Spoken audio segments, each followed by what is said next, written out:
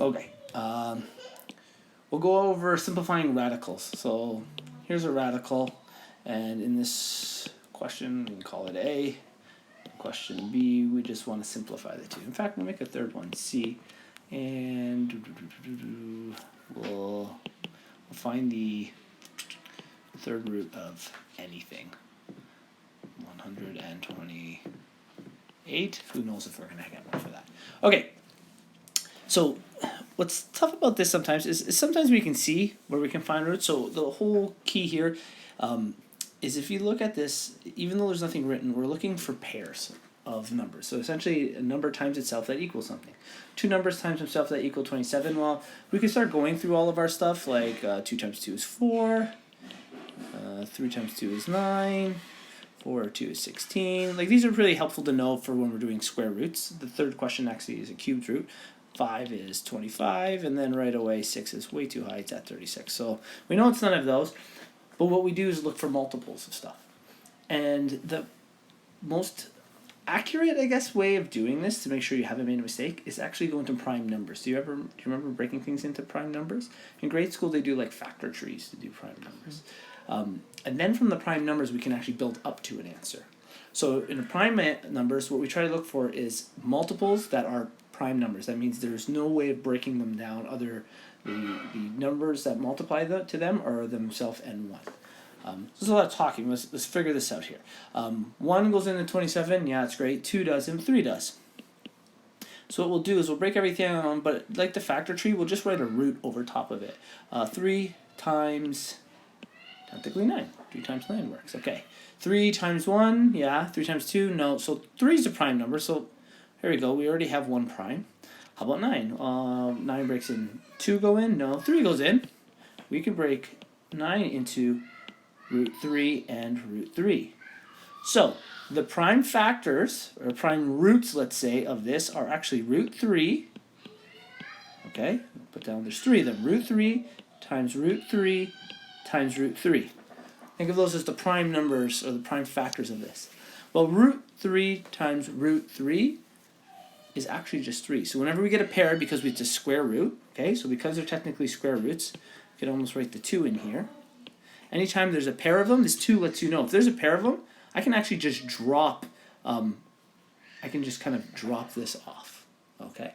And the reason being is if we go into our actual rules, I can actually rewrite this. Oops, I don't want to read. I can write this as 3 to the half times 3 to the half times 3 to the half. And do you remember the rules for multiplying exponents by chance? You just add them? You just add them. So 3 and a half, so a half and a half is a whole. Is a whole, right? So I know I've kind of written this down. I'm going to erase it now. I don't really need it. Hopefully we remember our powers of 2. When I write that out, I get 3 to the power of 1 times 3 to the half.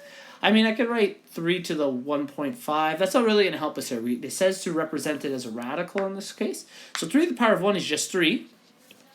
And to represent it as a radical, I just write root 3. So 3 root 3. Now I've done a ton of steps for something that's relatively simple. In fact, usually from looking at it, on this step here, I notice I have 1, 2, 3. I can skip right to this one. I know I have a pair, so I can just drop those roots and put the value that's under the pair. Okay? Let's try it again with 100. So we're looking for prime, not prime numbers. Well, we are looking for prime numbers, but we're going to go alt multiples and try to work them all down to prime. Numbers that go into 100, we can start as the lowest ones. Yeah, 1, 2. 2 goes in, right? You can go root 2 and root 50. Great. 2 is a prime. So you can say 2 is going to come down for sure. What about 50? Well, 2 also goes into 50. We can break 50 down. Yeah, root 2 and root 25. Great. Again, those 2's are going to just come down. They are primes themselves. 25, 1, yeah. 2, no. 3, no. 4, no. 5 goes in. Perfect. 5, so we have root 5 and root 5. Does anything go into the number 5? No. No. Okay. So we have an interesting situation here. Okay. I have 2 sets of pairs. A pair of 2 and a pair of 5s. Well, a pair of 2's is actually just equal to the number 2, right? We can just replace it with the number 2. Does this make sense to you? Because remember, it's like adding the halves. And the same thing happens here for the 5s. we just replace it with the number 5. They both turn into that. So what is 2 times 5? 10. 10. Square root of 100? 10. It's 10, right? So all I do is try to break it into primes. So finally, third root of 128. Well, let's see if we can get anything here. So this will help. We're going to do the same process. Let's break it in. So 2 goes in. Root 2 times 64, I believe. Okay, 64, that's good. Let's do another. 2 also goes into 64. 8.